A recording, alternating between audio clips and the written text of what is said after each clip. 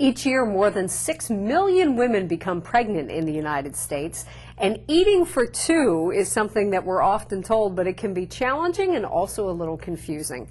Today, our guest is Cheryl Herold, a licensed and registered dietitian. Cheryl, thanks so much for joining us. Thank you. And you are no stranger to eating for pregnancy, eating for a healthy pregnancy, and you have 3 children Correct. yourself, including twins. Exactly. So, you know, so many people think that it's really just a matter of, quote unquote, eating for two, and that it's just a matter of doubling what you eat. But that's really not it at all, correct? Correct. That's one of the biggest mistakes many pregnant women make, is they think, they hear the old phrase, eating for two, they think they're eating for 2 people. When in reality, you're really eating for yourself and a tiny little baby. In fact, during the first trimester, you don't really need any extra calories, and during the second and third trimester, you only need about 300 calories a day more than what you would normally eat. Now, pregnant women, and I speak from current experience, pregnant women often find themselves really hungry. So how do you balance that? Well, it's hard, but you also have to be very careful how much extra calories you eat. You don't want to gain too much extra weight, because that's just extra weight you're going to have to, or going to want to work off when you're after the baby's delivered. Right. Let's give people an idea. So you're saying second and third trimester, an extra 300 calories a day. That's above what you would normally eat. Let's give people an idea. Can you give us some examples of what 300 calories might look like? Yeah, 300 calories can be 2 pieces of bread spread with peanut butter, or it can be a yogurt and a banana. It could be some whole grain crackers with hummus and maybe some baby carrots on the side. Or it can be a glass of skim milk with an English muffin spread with some all-natural fruit spread. So we're really looking at just kind of a hearty snack, not really anything in terms of a whole additional meal. Yeah. And I think a lot of people also think that, well, it's licensed to go out for ice cream or licensed to do this. And the message would be, okay, occasionally, but not something you want to do on a regular basis. Right. You really don't have to go up and beyond what you would normally eat, maybe just here and there, or like you said, an extra snack. How about if somebody is, if they're already overweight when they get pregnant? How does that impact? Do they still want to eat an additional? Well, it all depends on what their starting weight. If a woman is that much overweight starting in pregnancy, then really they don't need to gain a lot of weight at all. The baby can take from her stores that she has already. So yeah, they do. She would need the extra calories for the growing baby, but she can easily take that from her reserves. Okay. It's important when you're pregnant to eat a variety of foods and make sure that you get all the nutrients that you need. Right. You want to you want to make sure that you're following the same basic general healthy eating guidelines as you would if you weren't pregnant. So that's eating a wide range of fresh fruits and vegetables, whole grains, lean proteins, and also non-fat or low-fat dairy products. What if somebody's diet isn't the healthiest before they get pregnant? Can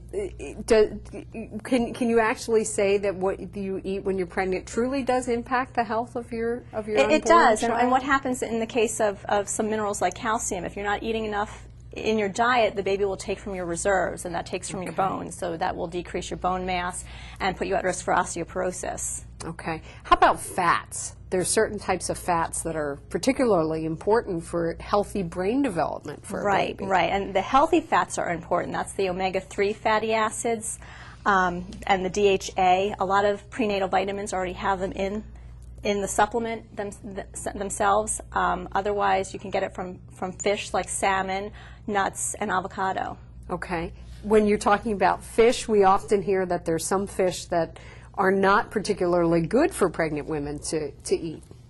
Right. You have to be careful about fish that has a high mercury content. That would be shark, swordfish, and mackerel or tilefish.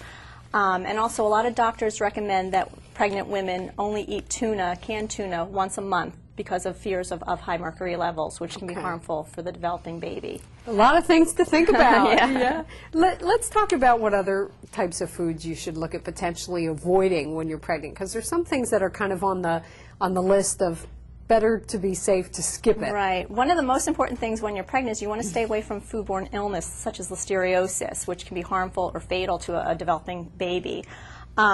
Besides the fish that we just mentioned, there are certain foods you want to stay away from, such as uncooked, unpasteurized cheeses like brie, camembert, goat cheese, feta cheese, things that aren't pasteurized. Also, unpasteurized milk or raw milk is something that you would want to stay away from. Unpasteurized juices or cider. Also, raw or undercooked meats or fish, which means staying away from sushi. And that's a big one for a lot of women these days. Yeah. They like to go out for sushi. Yeah. And things that contain raw eggs, like some of the salad dressings, mousse, tiramisu, that have raw eggs in the ingredients. And also processed meats, like deli meats or hot dogs, things that sit on the deli counter for a while. You just want to make sure if you're eating hot dogs or deli meats, you want to make sure that they're fully cooked before you eat them. Okay. It's if you've eaten these things during pregnancy. Well, obviously you can't worry about what's already happened, but Right. try not to eat them for the rest of the pregnancy. And Right. if you're really worried, then talk to your doctor about it. Okay. We should also probably on the don't list is alcohol and caffeine. We should probably Absolutely. mention these. Yeah. Absolutely. Alcohol should not be consumed during pregnancy at all because it does have some harmful side effects to the developing baby. It can cause low birth weight, premature delivery, mental retardation, and birth defects. Okay. Doctors also suggest that during pregnancy, caffeine should be limited to 300 milligrams a day. The caffeine content of foods varies. It depends on the beans or the leaves that it's made from and also how it's processed. On average, an 8-ounce serving of coffee has about 150 milligrams. So you're looking at 2 cups a day. 2 cups should a be day, your exactly. limit. Yeah. Brewed tea has about 80 milligrams. And your average regular can of soda, your 12-ounce can of soda, has about 30 to 60 milligrams. You can't forget about chocolate. An average chocolate bar has about the same amount of caffeine as a quarter cup of regular coffee. Great, great. Prenatal vitamin is important as well? Definitely. I think every pregnant woman should take a prenatal vitamin, and actually it's something you should probably take before getting pregnant if you're thinking about having children. Right, right. Okay. It sounds like overall the best thing to do is to just eat healthfully the way you normally would. Absolutely. It's the best thing that you could do for yourself and for your baby. Okay. All right. How about some people feel nauseated and things like that? We just have a few seconds left, but any tips for that? Sometimes it's helpful to eat smaller meals. What happens is during pregnancy, the hormone progesterone relaxes the muscles in your stomach, which can cause you to feel nauseous or cause some heartburn.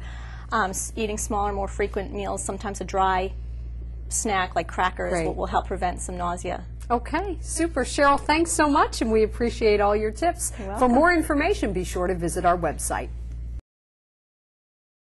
Eating for pregnancy really isn't much different than eating a normal, healthy diet. The concept of eating for 2 is really a myth. You really only need an extra 300 calories a day, and only in the 2nd and 3rd trimesters. So be sure to get enough lean protein, whole grains, fruits, and vegetables, and be sure to take a prenatal vitamin.